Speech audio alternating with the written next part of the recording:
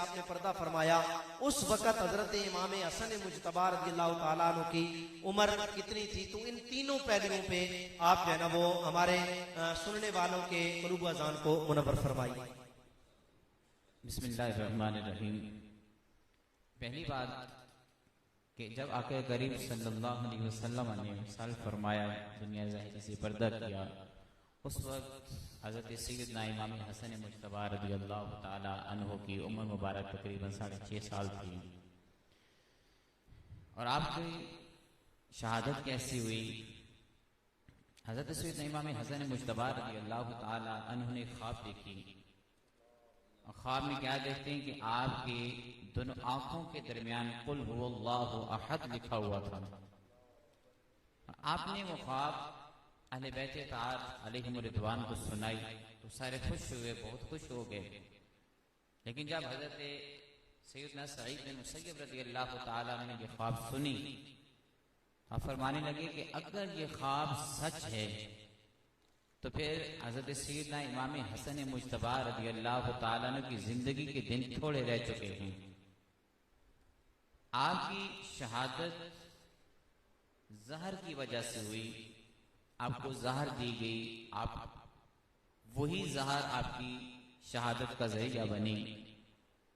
जिस वक्त आप इस तकलीफ के अंदर मुब्तला थे, जिंदगी की आखिरी लम्हात थे, आखिरी सांसें चल रही थी, तो हजरत सैयदना इमाम हुसैन रज़ियल्लाहु ताला अन्हु के पास आए और पूछा, क्या भाई हमें उस शख्स का नाम बता दीजिए जिसने आपको जहर दी है, हमें उसका नाम बता दीजिए। अब हजरत सैयदना इमाम हसन मुजतबा रज़ियल्लाहु ताला अन्हु का अला ज़र्फ देखिए कि आपने अपने कातिल का, अपने दुश्मन का नाम बताना भी गवारा नहीं फरमाया। ये आपकी आला ज़र्फी थी और आपकी सखावत थी, जो समझ लीजिए। आपने सखावत का इजहार करते हुए अपने दुश्मन को माफ कर दिया और उसका नाम अपनी जबान पे नहीं लाया। आपने नाम जिक्र करने के बजाय आपने ये फरमाया कि अल्लाह रब्बुल इज्जत बेहतर इंतकाम लेने वाला है, यानी अपना मामला अल्लाह के सिपुर्द कर दिया।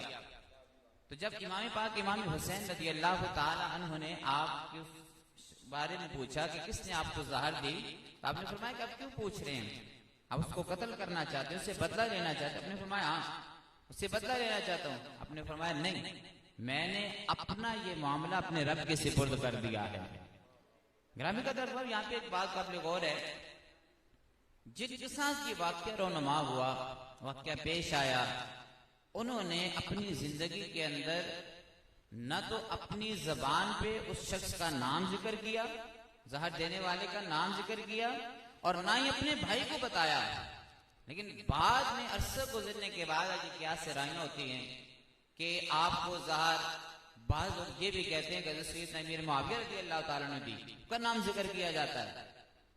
तो ये बात समझ नहीं आती कि जिनके साथ ये वाकया पेश आया, उन्होंने जब नाम जिक्र नहीं किया, अपने भाई को उसका नाम नहीं बताया, तो आज किस दौर में इन लोगों को कैसे पता चल गया, कहां से ये खबर निकली, कैसे किसने इनको बता दिया?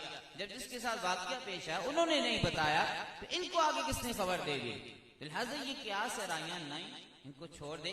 जब उन्होंने सखावत का इजहार करते हुए, आला ज़र्फी का इजहार करते हुए अपने दुश्मन को माफ कर दिया, उसका नाम तक जिक्र नहीं किया, अपना वो मामला अपने रब के सिपुर्द कर दिया कि अल्लाह रब्बुल इज्जत बेहतर इंतकाम लेने वाला है, तो वो ज़हर जो आपको दी गई इतनी सख्त थी कि आपने हजरत सैयदना इमाम हुसैन रज़ियल्लाहु ताला अन्हु को फरमाया कि इससे पहले भी मुझे जहर दी गई, लेकिन ऐसी जहर नहीं थी।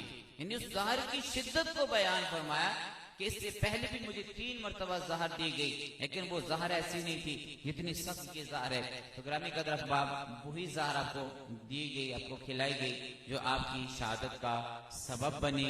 आप 28 सफर और मुजफ्फर को अपनी जाने अपनी के सुपुर्द करके जामे शहादत नोश किया और दाई अजल को लब्बैक कहते हुए आप दुनिया फानी से पर्दा फरमा गए। और रही बात आपके जनाजे की, तो आपका जनाजा हजरत सैयदना सईद बिन आस रज़ियल्लाहु ताला अन्हु ने पढ़ाया था।